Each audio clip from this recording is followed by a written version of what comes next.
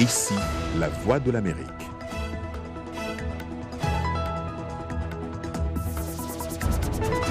Bonsoir à tous, ravi de vous retrouver pour cette nouvelle édition de votre journal. On commence tout de suite par les titres.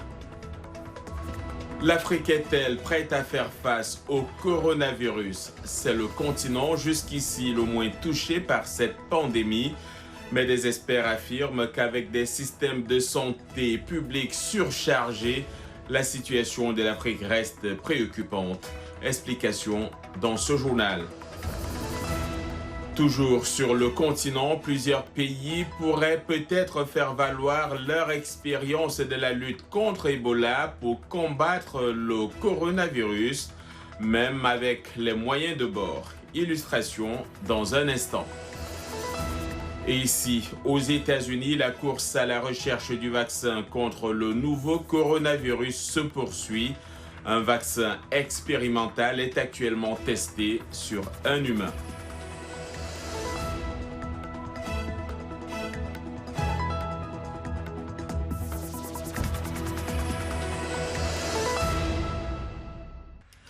Le continent africain est à ce jour celui où l'on recense le moins de cas du nouveau coronavirus dans le monde. Seulement quelques centaines environ par rapport au total mondial de plus de 240 000. Mais la responsable de la santé affirme que la pandémie peut avoir des conséquences beaucoup plus graves sur ce continent qui est déjà aux prises avec des systèmes de santé publics surchargés. Voyons cela dans ce reportage d'Anita Powell à Johannesburg. Le récit est signé Trésor Matondo. Le nouveau coronavirus se propage à travers le continent africain, infectant des centaines de personnes dans au moins 30 pays, dont le Burkina Faso, le Cameroun, l'Éthiopie, le Nigeria, le Sénégal et l'Afrique du Sud. Ce dernier pays comptant actuellement le plus grand nombre de cas en Afrique subsaharienne. Bien que l'Afrique ait pour l'instant le moins de cas, le chef de l'Organisation mondiale de la santé n'a pas mâché ses mots sur la façon dont le continent se comporterait si le virus n'était pas rapidement contrôlé. Nous devons faire tout ce que nous pouvons pour prévenir la propagation du virus. Parce que nous avons vu comment le virus se répand rapidement sur d'autres continents et dans d'autres pays. Tel est notre conseil. Je pense que l'Afrique devrait se réveiller. Mon continent devrait se réveiller. Les responsables du secteur de la santé se disent particulièrement préoccupés par les problèmes de santé trop fréquents dans certaines parties du continent. Nous n'avons pas encore vu comment ce virus affectera les populations vulnérables. Nous n'avons pas vu quel sera l'impact de ce virus face à des populations vulnérables avec une forte prévalence du VIH, par exemple, ou face à des enfants malnutris. C'est à cela que nous devons nous préparer. L'Afrique du Sud compte à ce jour au moins 150 cas avérés de coronavirus. Le nombre croissant des malades a incité le président Cyril Ramaphosa à annoncer des mesures strictes pour tenter de ralentir la propagation du virus. Parmi ces mesures, une interdiction de voyager en provenance des pays à haut risque, mais aussi des fermetures d'écoles et une interdiction de rassemblement de plus de 100 personnes. À noter que l'Afrique du Sud est le pays qui compte le plus grand nombre de personnes atteintes de VIH au monde. Je pense qu'il n'y a pas encore vraiment d'informations spécifiques sur la façon dont cette maladie affecte les personnes infectées par le VIH. Mais si nous prenons en compte ce que nous savons sur d'autres virus respiratoires et la façon dont elles se manifestent chez les personnes porteuses du VIH, nous voyons bien que les personnes infectées par le VIH, en particulier celles qui ne suivent pas de traitement, courent un risque de maladie bien plus grave. Les experts peu optimistes disent que l'Afrique doit se préparer à des moments très difficiles. Pour affronter le nouveau coronavirus, plusieurs pays africains se préparent à appliquer leur expérience de la lutte contre Ebola et d'autres épidémies. Le Covid-19, qui a déjà fait des ravages en Europe, est apparu dans au moins 26 des 49 pays d'Afrique subsaharienne. À signaler que la plupart de ces cas enregistrés sont venus de l'étranger, notamment d'Europe. Désormais donc, les Africains sont entre la psychose et la lutte contre la maladie avec des moyens de bord. Plus de détails avec Blanche Sanou.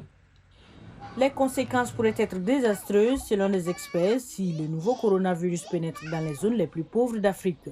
Les hôpitaux sont déjà surchargés de cas de rougeole, de paludisme et d'autres maladies infectieuses mortelles et les conflits ont déplacé des centaines de milliers de personnes et détruit les infrastructures. Mais avec des cas confirmés, des pays africains se démènent pour augmenter le nombre de lits d'isolement, fournir une formation médicale et des équipements plus spécialisés dans les hôpitaux publics. Notre système de santé n'est pas aussi solide que nous le souhaiterions, en particulier autour de la prestation des soins cliniques. Et c'est vraiment là que se concentrent nos interventions en ce moment, pour nous assurer d'augmenter la capacité de lits d'isolement. Conscients de tous ces problèmes, nous mettons l'accent sur la prévention et la détection précoce du Covid-19. Selon les observateurs, demander aux patients de s'auto-mettre en quarantaine à la maison n'est pas pratique dans de nombreuses régions en Afrique où les familles s'entassent dans une seule pièce, partagent un robinet ou des latrines et survivent grâce à leurs revenus quotidiens. L'on se souvient encore d'Ebola qui a tué plus de 11 000 personnes en Afrique de l'Ouest, mais a fourni des enseignements précieux. Après l'épidémie d'Ebola en 2014, un comité a été mis en place pour s'assurer qu'il existe un niveau de préparation dans l'État de Lagos afin que nous ne soyons jamais pris au dépourvu si nous avons une épidémie de maladies infectieuses. La biobanque a été mise en place pour qu'à chaque instant, nous soyons prêts à diagnostiquer chaque réactif infectieux et pouvoir le stocker.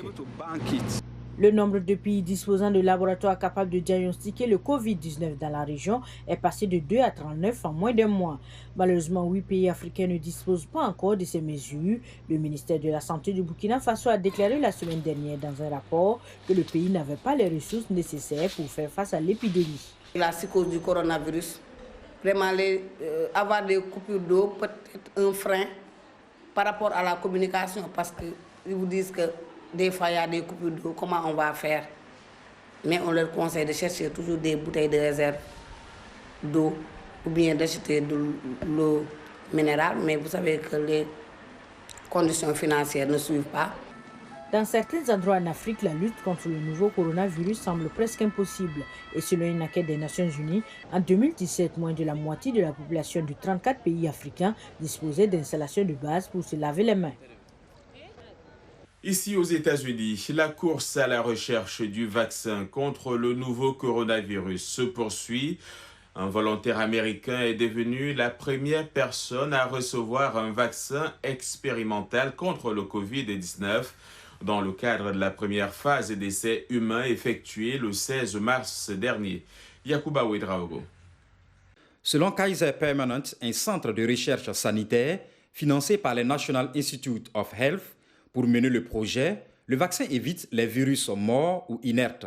Au lieu d'utiliser l'ARN, support intermédiaire des gènes qui synthétisent les protéines dont le corps a besoin, le vaccin passe par l'ARN-M, un autre acide messager qui fait...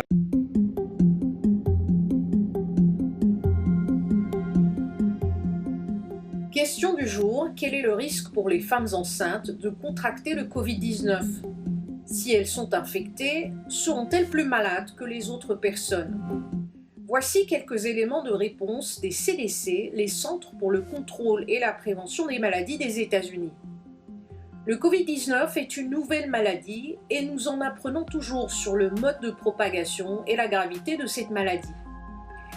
Les CDC ignorent actuellement si les femmes enceintes ont plus de chances de tomber malades à cause du Covid-19 que le grand public, ni si elles sont plus susceptibles d'avoir une maladie grave en conséquence.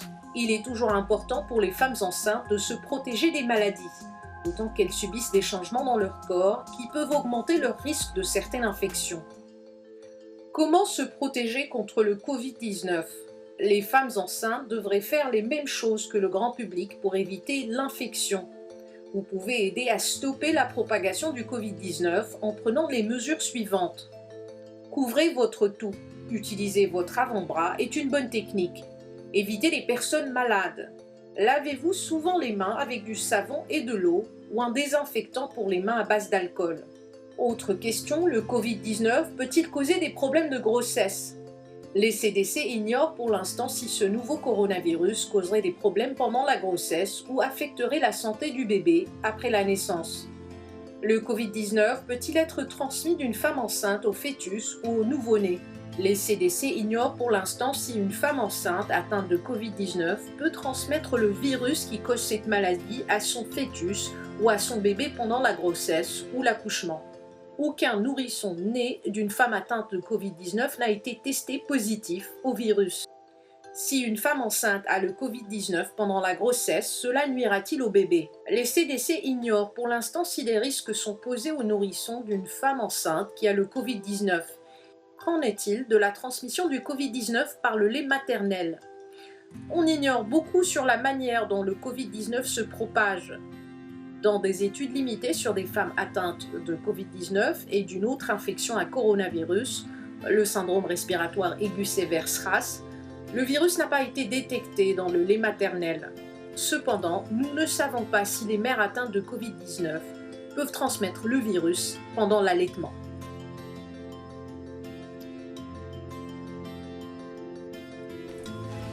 Les Tunisiens anxieux consultent les herboristes et s'approvisionnent en remèdes traditionnels. Le pays a déjà signalé 20 cas de Covid-19 depuis le 2 mars. Bien qu'aucun décès n'ait été signalé, les autorités ont pris des mesures sévères pour stopper la propagation de la maladie. Et moins de clients encombrent les ruelles pavées de l'ancienne Médina de la capitale. Plus de détails avec Blanche Sanou. Il n'y a pas de remède connu pour le nouveau coronavirus, mais face à l'anxiété du public en Tunisie, certaines personnes profitent pour vendre des médicaments traditionnels. Ils viennent parce qu'ils ont peur du coronavirus. Les Tunisiens sont inquiets, alors ils viennent vers nous. Ils nous demandent ce qu'ils peuvent faire à la maison. Ils achètent des plantes comme l'armoise et le thym. Ce sont des plantes qui ont de bonnes vertus et doivent être inhalées. Les clients continuent d'affluer vers le marché des herboristes où les flacons, les poudres et les herbes séchées sont empilés. Les plantes médicinales locales et importées sont traditionnellement appréciées par les Tunisiens pour prévenir la grippe hivernale qui partage certains symptômes avec le nouveau coronavirus. Je suis venue pour trouver quelque chose qui nous protège du coronavirus. Je cherche des plantes médicinales qui pourraient désinfecter notre corps. Quelque chose que vous pouvez faire bouillir et boire. Mais les experts de la santé recommandent aux consommateurs une certaine prudence. Il faut se méfier des gens qui profitent de ce genre de situation pour vendre des mixtures, des prétendues mixtures. Et si on en utilise de façon inconsidérée, on peut avoir des effets toxiques. Comme la plupart des pays du continent africain, la Tunisie a décidé de fermer les lieux publics, notamment les cafés et les restaurants, et d'interdire les rassemblements de tout genre sur toute l'étendue du territoire national. Vous regardez Le Monde aujourd'hui en direct de Washington sur VOA Afrique. Je m'appelle Amanda Bennett et je suis la directrice de Voice of America. J'enregistre cette vidéo chez moi parce qu'ici à la Voix de l'Amérique, nous travaillons presque tous maintenant à distance afin de ralentir la propagation du nouveau coronavirus qui, je le sais, a affecté plusieurs d'entre vous et vos familles. Je voulais juste vous faire savoir que si la santé et la sécurité de nos employés sont vraiment notre principale préoccupation, nous sommes également conscients que pendant cette période troublante, vous vous tournez vers nous de plus en plus pour recevoir les informations factuelles et impartiales dont vous avez besoin pour prendre des décisions. Nous travaillons donc aussi dur que possible pour maintenir autant de programmation que possible pendant cette période. Vous remarquerez peut-être des changements dans des émissions que vous avez l'habitude de regarder ou d'écouter et certaines d'entre elles devront peut-être être interrompues. Si cela se produit, nous vous tiendrons informés de l'endroit où vous pouvez trouver le contenu que vous avez l'habitude de recevoir. Je vous souhaite donc à tous bonne chance et bonne santé et merci beaucoup. Nous espérons être là pour vous. Je vous remercie.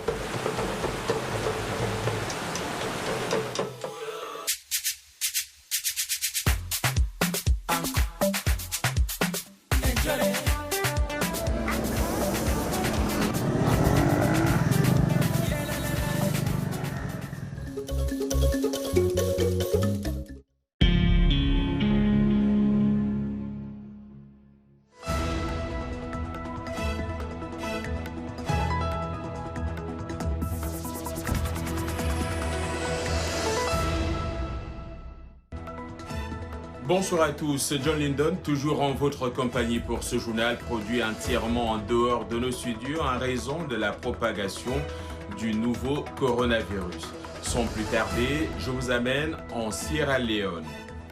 Après la fermeture brutale de la plus grande mine de fer dans le pays, les habitants de la ville de Luntsar ont du mal à gagner leur vie.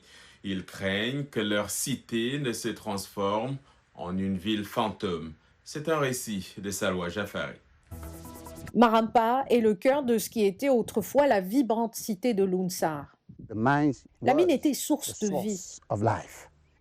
Mais 5 mois après la fermeture de la plus grande mine de fer de la Sierra Leone, les habitants craignent que Luntsar ne se meure. Abdoulaye Bangoura est l'un des 1700 employés, soit près de 5% de la population de Luntsar, qui ont perdu leur travail. Les gens qui vivent dans les zones minières, tout leur espoir est sur l'exploitation minière. La plupart d'entre eux ne peuvent même pas se lancer dans l'agriculture.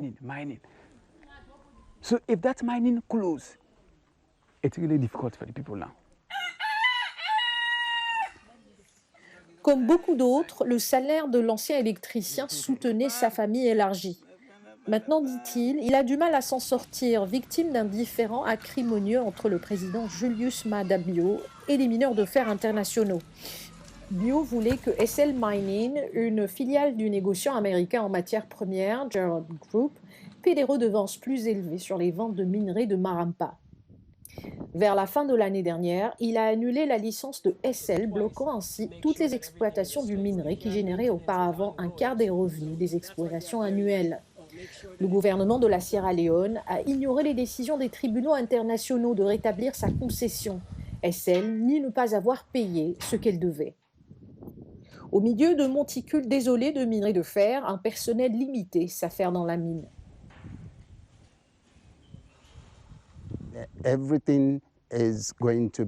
Tout va mourir, les bâtiments vont être vétustes, les gens vont déménager, donc tout le canton de Luntsar deviendra encore une fois une autre ville fantôme. Donc en tant qu'habitant de Luntsar, ça fait mal. Une crainte qui commence déjà à se préciser. Seuls quelques étals sont ouverts au marché de Luntsar et les propriétaires de magasins, les chauffeurs de taxi et les commerçants affirment que les affaires vont très mal. Certains sont partis chercher du travail, d'autres, comme la propriétaire de la pharmacie, Elisa Kanou, sont en fuite. Je ne suis pas à la maison parce que j'ai peur d'ouvrir ma boutique. Elle est recherchée par la police locale après avoir manqué de payer un prêt. Son mari a déjà quitté la ville, fuyant ses propres créanciers. Quant à Bangoura, il fait partie des chanceux. Il a une petite parcelle où il cultive des légumes pour sa famille. Il a même loué une partie du terrain à ses anciens collègues. Le ministère des Mines a refusé de commenter. Nous n'avons aucune communication avec le gouvernement. Par exemple, pour que le ministère des Mines vienne nous expliquer quelle est la situation entre eux et le gouvernement. Rien d'autre.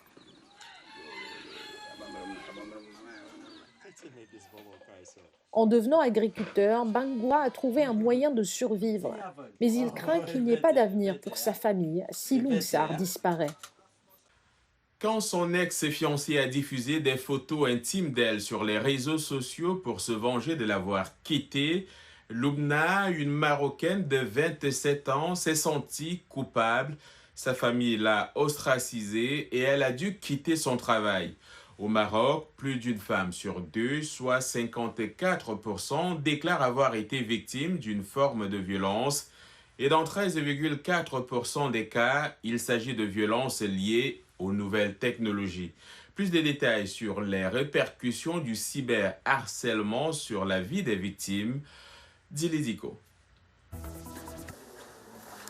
Comme Lubna, au Maroc, 7 victimes sur 10 de violences en ligne, telles que le cyberharcèlement, l'extorsion virtuelle d'actes sexuels, le revenge porn et la cyberdifamation, préfèrent se taire par honte et par peur du rejet social. Il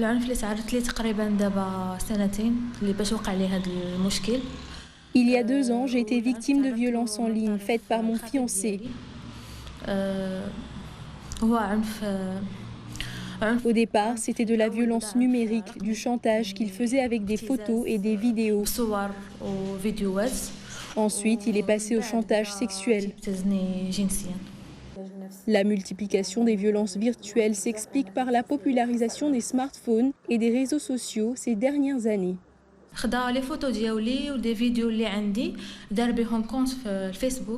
Il a créé un compte Facebook avec des photos et des vidéos qui m'appartenaient, puis il a ajouté ma famille et mes amis à ce compte. Au travail, les filles, mes collègues se moquaient de moi. Je ne comprenais pas pourquoi elles riaient de moi. Conseillée par l'association Tahadi, Lubna a fini par se décider à déposer une plainte contre son ex-fiancé. Une amie travaillant dans une association m'a aidée parce que je ne savais pas quoi faire. Elle m'a conseillé de porter plainte contre mon fiancé. Le bourreau de Lubna a été arrêté, mais elle a finalement renoncé aux poursuites de peur qu'il ne se venge en publiant d'autres photos. Au Maroc, même si une loi existe depuis 2018 pour sanctionner le harcèlement sexuel dans les espaces publics et virtuels, rares sont les femmes à saisir les autorités par crainte d'être elles-mêmes poursuivies en raison de l'article 490 du Code pénal marocain qui punit les relations sexuelles hors mariage. Au Soudan, le renversement du régime islamiste d'Omar el-Béchir en avril dernier et la fonte de sa police des mœurs ont provoqué un relâchement social, laissant les femmes plus libres de s'habiller comme elles le souhaitent et ouvrant de nouveaux espaces pour l'activité culturelle. Mais le changement est encore superficiel, nous dit Arzouma Compaoré. L'ouverture a commencé par une explosion artistique et musicale autour des manifestations qui ont aidé à renverser Bachir, bien que beaucoup voient ces changements sociaux comme superficiels. Malgré l'évolution vers une démocratie, des lois restrictives restent dans les statuts et les femmes sont toujours sous-représentées après un soulèvement auquel elles ont participé. Nous comprenons que le changement ne se produira pas demain à cause de la révolution. Cela prendra du temps, mais ce qui est nouveau après la révolution, c'est qu'il y a de l'espoir et que les choses peuvent changer. Et il est entre nos mains de changer les choses que nous considérons comme fausses. Les 3 décennies de pouvoir de Bachir ont été marquées par des règles sociales et religieuses strictes, ainsi que par l'isolement international et les sanctions économiques. Le comportement des femmes en public était strictement réglementé. Le port du pantalon était passible de flagellation. Mais après la chute de Bachir, les autorités ont abrogé une loi notoire sur l'ordre public utilisée pour imposer des codes sociaux islamiques conservateurs. Avant la révolution, nos spectacles se déroulaient dans des lieux spécifiques et appropriés. Maintenant qu'il y a la liberté, nous pratiquons dans les parkings, nous avons commencé à travailler normalement sans aucune restriction.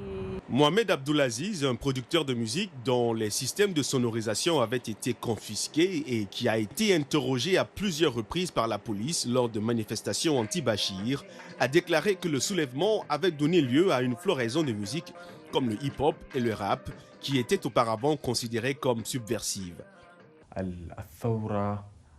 Tous les thèmes et produits musicaux traitent aujourd'hui de la révolution, du changement, de la liberté et de nos droits et devoirs envers le pays. Il y a des sujets nouveaux et riches. Cela a beaucoup aidé et continue à gagner du terrain auprès des musiciens. Mais selon les militants, il reste beaucoup à faire. La législation sous-jacente à la loi sur l'ordre public n'a pas encore été abrogée et les femmes ne sont pas protégées contre le harcèlement sexuel ou le viol. Et en plus de cela, ils disent que les progrès sont incertains dans le cadre d'un accord de partage du pouvoir entre les groupes civils et les militaires.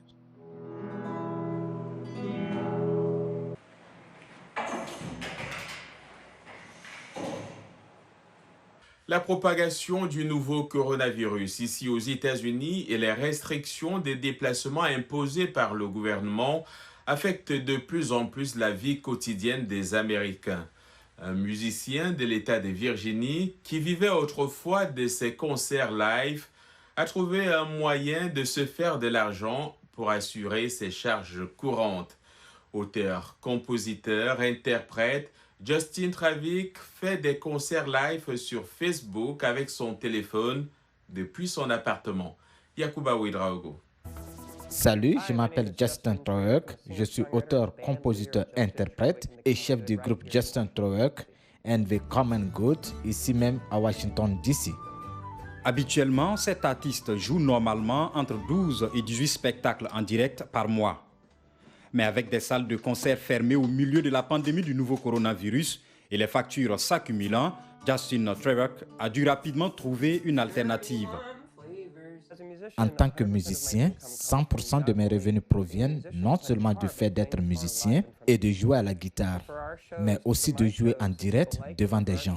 Et pour nos spectacles, je vais dire mes spectacles et ceux des gens comme moi, le fait que nos spectacles soient annulés commence à peser lentement, mais sûrement, sur l'argent que je gagne pour payer des choses comme le loyer ici dans mon appartement où je parle, mais aussi l'assurance maladie, l'assurance automobile, l'essence pour ma voiture, la nourriture.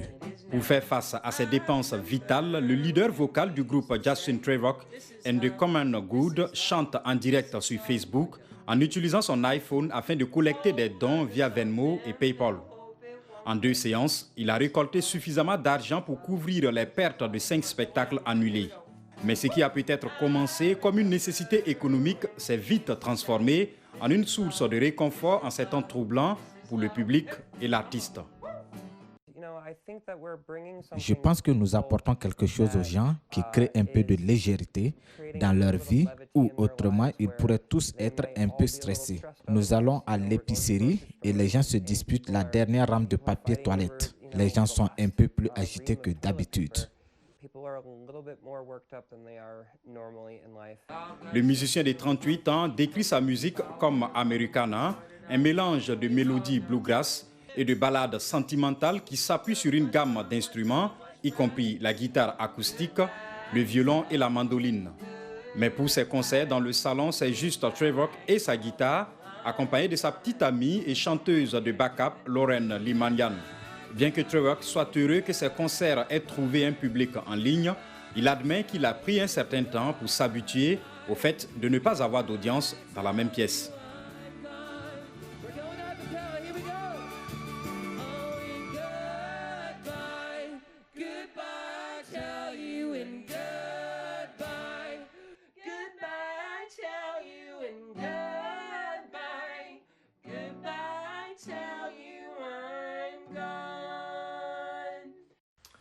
C'est ainsi que se termine ce journal. Merci à nos fidèles partenaires sur le continent et ailleurs. Portez-vous bien et à bientôt.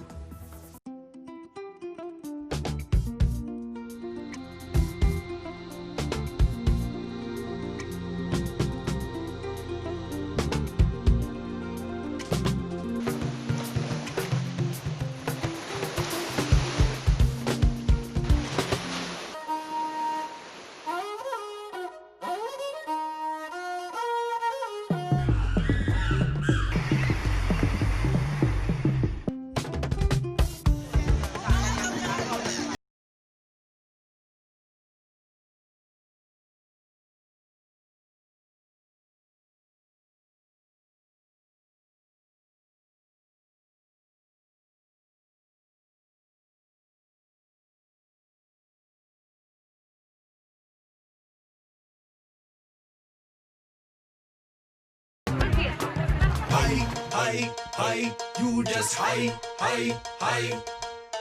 Nina ukani luka buseni, ngachimweo kapena ni malaria.